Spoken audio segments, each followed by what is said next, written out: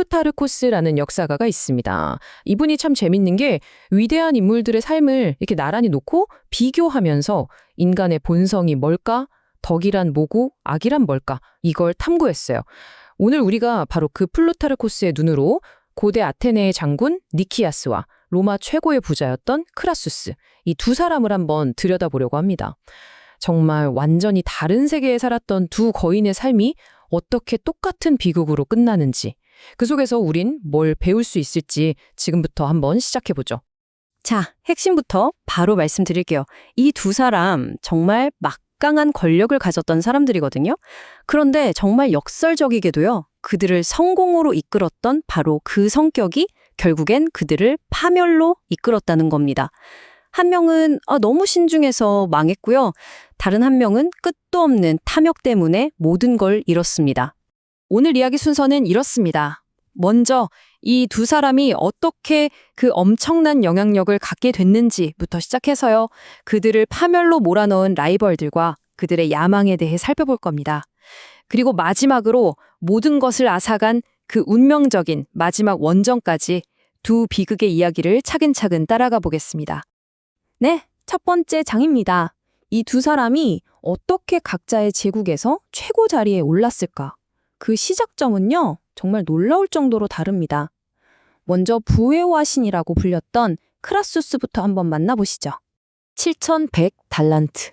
이게 크라수스가 마지막 원정을 떠나기 직전에 가졌던 재산이라고 추정되는데요. 이게 어느 정도냐면요.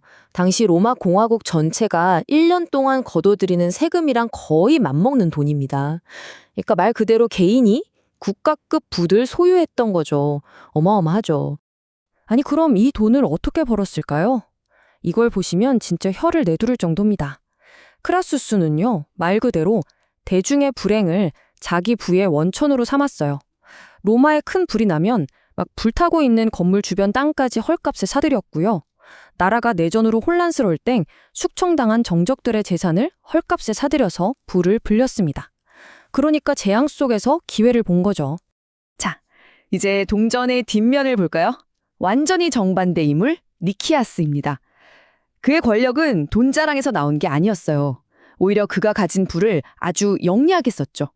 화려한 종교 축제를 열어서 시민들의 환심을 사고 자기는 아주 신앙심 깊고 신중한 사람이라는 이미지를 만들었습니다. 논란이 될 만한 일은 무조건 피했고요. 한마디로 이미지 관리의 대가였던 셈입니다. 플루타르코스가 남긴 이 한마디가 니키아스가 어떤 사람인지를 그냥 정확하게 보여줍니다. 그는 신을 정말 두려워했고 모든 걸 종교적인 관점에서 판단했던 인물이에요. 그의 모든 결정 뒤에는 항상 신에 대한 두려움, 그리고 미신이 짙게 깔려 있었다는 거죠. 반면에 크라수스를 보세요. 와, 이 자신감. 전투 직전에 자기가 타고 온 말을 죽여버립니다. 왜? 돌아갈 생각 따위는 없다는 걸 보여주는 거죠. 이기면 더 좋은 말을 얻을 거고, 지면 어차피 말도 필요 없을 테니까요. 신이 아니라 오직 자기 자신, 자신의 의지만을 믿었던 사람입니다. 이렇게나 다른 두 사람이었지만 그들을 파멸로 몰고 간 건 자기 내면의 문제만이 아니었습니다. 바로 곁에 있던 강력한 라이벌들이 그들의 약점을 계속해서 자극했거든요. 자, 지금부터 이 경쟁자들이 어떻게 니키아야와 크라수스의 치명적인 약점에 불을 지폈는지 한번 보겠습니다. 니키아스에겐 알키비아데스라는 아주 골치 아픈 정치적 라이벌이 있었습니다. 젊고 잘생기고 야망 넘치고 무엇보다 전쟁을 통해 영광을 얻고 싶어 했죠. 안정을 추구했던 니키아스와는 하나부터 10까지 다 부딪혔던 겁니다. 이들의 갈등이 결국 아테네 전체를 비극으로 몰아넣게 되죠. 크라소스의 상황은 또 달랐어요. 그의 곁엔 폼페이우스와 카이사르라는 거의 살아있는 전쟁의 신 같은 두 거물이 버티고 있었죠. 로마 최고의 부자였지만 크라소스에겐 딱 하나, 그들처럼 위대한 군사적 업적이 없었습니다. 바로 그 결핍감, 그 갈증이 그를 결국 죽음의 원정길로 내몰게 된 겁니다. 자, 이제 이야기의 클라이맥스입니다. 이 두 사람의 타고난 성격, 그 치명적인 결함이 어떻게 고대 역사상 가장 끔찍했던 군사적 재앙 두 가지를 만들어냈는지 그 과정을 생생하게 따라가 보겠습니다. 바로 이 질문이 오늘 이야기의 핵심입니다. 너무 신중해서 아무것도 못하는 리더와 너무 과감해서 브레이크가 없는 리더. 여러분은 누가 더 위험하다고 생각하시나요? 니키아스는 이 시칠리아 원정 정말 뜯어 말렸습니다. 이건 미친 짓이라고 아테네를 망하게 할 거라고 격렬하게 반대했죠. 그런데 아테네 시민들의 반응이 어땠을까요? 아, 니키아스, 당신이 그렇게 잘하니까 당신이 총사령관을 맡으세요 하고 그를 임명해 버립니다.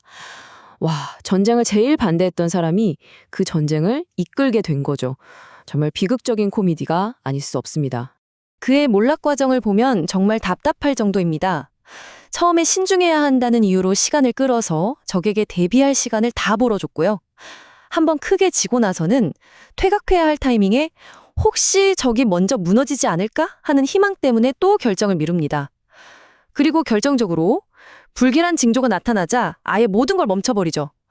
이렇게 탈출할 수 있었던 황금 같은 시간들이 그냥 속절없이 흘러갔고 아테네 군대는 꼼짝없이 죽음의 덫에 갇히고 맙니다. 우리에겐 월식이 그냥 신기한 천문 현상이지만 니키아스 같은 고대인에겐 이건 달랐습니다. 하늘이 내리는 무시무시한 경고, 모든 걸 멈추라는 신의 직접적인 메시지였던 거죠. 이 미신 하나가 수만 명의 운명을 결정하고 말았습니다. 200척. 이게 바로 그 지연 때문에 버려지거나 파괴된 아테네 군함의 숫자입니다. 바다로 탈출할 유일한 수단이 사라진 거죠. 이로써 그의 거대한 군대는 섬에 완전히 고립되었습니다. 자, 같은 시기 지구 반대편에선 어떤 일이 벌어지고 있었을까요? 영광과 부에 대한 탐욕의 눈이 먼 크라수스는 아무런 명분도 없이 파르티아 제국을 침략합니다. 그의 주체할 수 없는 야망이 로마를 또 다른 재앙으로 끌고 들어가고 있었던 거죠. 니키아스가 너무 신중해서 망했다면 크라수스는 단 한순간의 망설임도 없어서 망했습니다. 부하 장군이나 현지 동맹들이 그쪽으로 가면 위험하다고 그렇게 말렸는데 다 무시했고요. 사막의 무서움을 얕보고 적을 완전히 과소평가했습니다. 그렇게 무모하게 달리던 그의 질주는 결국 파르티아의 뜨거운 사막 한가운데서 멈춰서고 맙니다. 자, 이제 이 두 비극을 하나로 모아서 플루타르코스가 이 비교를 통해 우리에게 궁극적으로 뭘 말하고 싶었는지 그 교훈을 정리해 보겠습니다. 이 표를 한번 보세요. 정말 기가 막히지 않나요? 그들의 치명적인 결함은 미신과 탐욕, 우유부단함과 무모함으로 완전히 정반대였는데 그 결과는 충격적일 정도로 똑같았습니다. 군대는 전멸했고 국가는 큰 충격에 빠졌고 본인들은 비참한 최후를 맞이했죠. 한 명은 너무 움직이지 않아서 다른 한 명은 너무 많이 움직여서 모든 걸 잃은 겁니다. 결국 플루타르코스가 우리에게 보여주는 건 바로 이겁니다. 한 리더가 가진 통제되지 않는 단 하나의 약점이 한평생 쌓아올린 모든 성공은 물론이고 국가 전체의 운명까지 무너뜨릴 수 있다는 무서운 진실이죠. 니키아스의 두려움과 크라수스의 탐욕은 그들 개인의 비극으로 끝나지 않았습니다. 그것은 수만 명의 목숨을 앗아간 국가적 재앙이었습니다. 수천 년 전 두 거인의 비극은 오늘날 우리에게 이 질문을 던집니다. 아무것도 하지 않는 리더와 모든 것을 거는 리더. 우리는 과연 어떤 리더를 더 경계하고 두려워해야 할까요? 판단은 여러분의 몫으로 남겨두겠습니다.